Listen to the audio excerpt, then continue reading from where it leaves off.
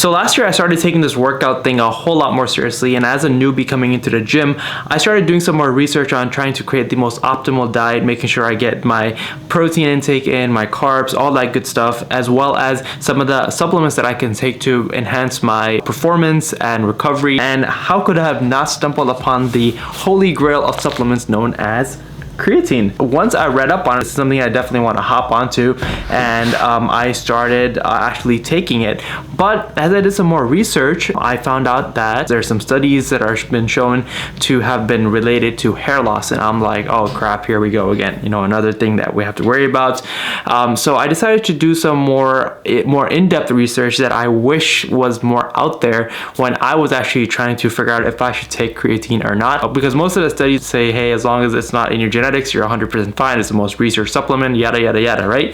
But everyone overlooks the fact that if you don't have androgenic alopecia, if you don't have genetic balding in your history in your family, basically, then you should be okay, which, yeah, obviously makes sense, but they always kind of graze over that. But what about if you do? Should you still be taking the supplement? Is this something that's still worth pursuing in order to maximize your gains at the gym? And that's what I want to go ahead and answer in this video. So let's start by taking a look at the most famous study on creatine. It was done on rugby players. So let me go ahead and just read this out to you. Subjects took 25 grams of creatine for its loading phase for the first 7 days, and then 5 grams for maintenance. And then after 7 days of creatine loading or further 14 days of creatine maintenance dose, serum T levels did not change. However, levels of DHT increased by 56% after 7 days of creatine loading and remain 40% above baseline after 14 days of maintenance. The ratio of DHT to T also increased by 36%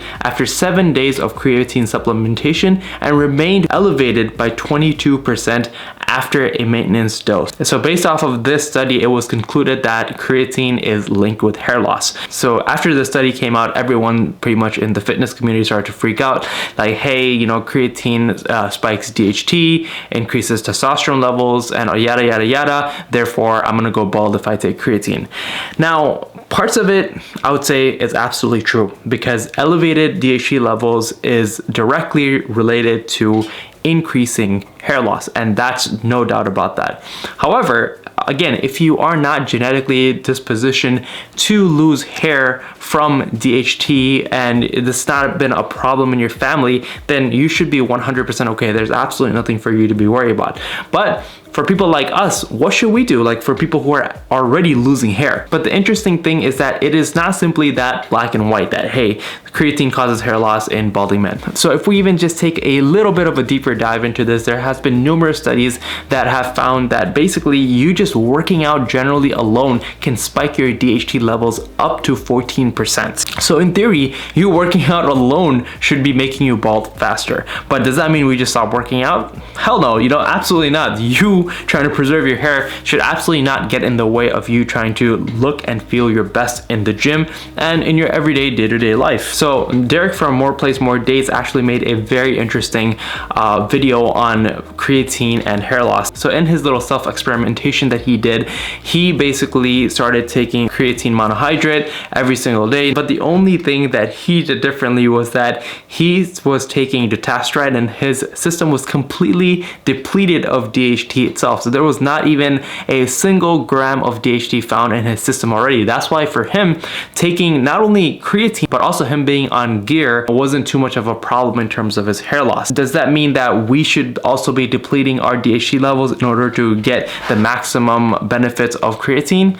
I don't know. That's honestly really up to you. If it's something that you want to maximize your gains in the gym, then yeah, I guess you can go ahead and take dutasteride, take finasteride, just completely, you know, drop your DHT levels and kind of just go about it like that in terms of, you know, maximizing your performance and getting the benefits of creatine, as well as not having to worry about losing hair. But DHT is not necessarily all bad. There's actually great functionality to your body, that your body naturally actually needs the DHT for other functions in your body to work work properly. So just by cutting it out completely and depleting it 100%, in my opinion, I don't think that would be the best idea. So based off of the limited research that we do have on people with specifically with androgenic alopecia taking creatine, as well as the anecdotal evidence that we have from people who've done it in the past, if you want to take creatine as well as not have to lose hair, the only way to do that is to come up with a counter plan. That means incorporating some sort of 5-AR DHT blocker,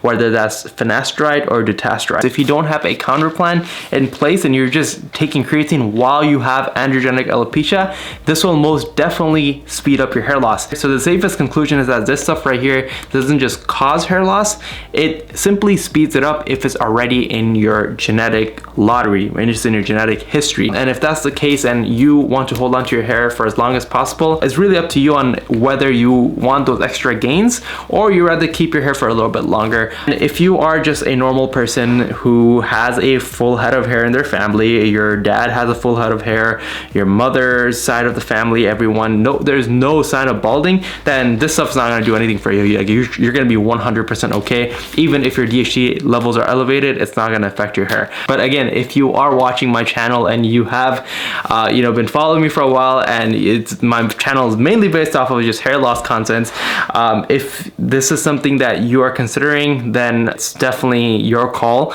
because it will speed it up. To be honest with you, I took creatine for a whole month, and man, the amount of just strength gains that I had, the amount of just muscle recovery, and I was just able to push so much more weight than I normally would. I was literally hitting PRs every single week. My recovery was better, I felt stronger, my muscles were just looking a whole lot more full, and honestly it was a very, very good feeling until I read up on this study. Yeah, I do take finasteride, and technically I can kind of get away with taking creatine, but personally for me, my whole brand, my whole YouTube channel is based off of hair, and I don't want to jeopardize that by taking a supplement for the sake of some gains to go ahead and speed up my hair loss, especially not yet, at least. So maybe once I switch to dutasteride, the full oral stuff, I might reconsider, but until then I'm gonna personally just hold off on this stuff, because for me opportunity cost is just a bit too much right now. But again, if that's not the case for you and you're just a normal person taking finasteride, you don't mind speeding up your hair loss a little bit as long as you're getting jacked, take creatine, man. Like, you're gonna be 100% okay. But again, if you're someone who really cares about their hair, really cares that, it's gonna make a big dent on their overall appearance, despite the fact that it's gonna give you an immense amount of strength and gains, then, stay away from it. So I hope this video helped you, guided you, and gave you some clear insight and ideas on if you should take creatine or not, with the fact that you are balding. And if you're not balding, if you have the green light to take it if you choose. Yeah, and yes, it is the most well-researched supplement, but unfortunately not enough in the hair loss department of people who are already losing hair. So those were just my 2 cents on it, based off of some of the things that I read, some of the things I've observed on other people, and some of my own experiences. So I hope you guys found this video helpful. If you guys did, please let me know by giving it a thumbs up, and if you haven't already, make sure to subscribe and hit that notification bell so you don't miss any future videos here on this channel. And also, if you're someone who struggles with hair loss and you want to go ahead and talk about different hair loss strategies, solutions, and come up with a custom tailored solution specifically for you, click the link below to book a 60-minute one-on-one strategy session with me where we can go ahead and discuss those things. Other than that, thank you so much for watching. See you guys in the next video. Peace.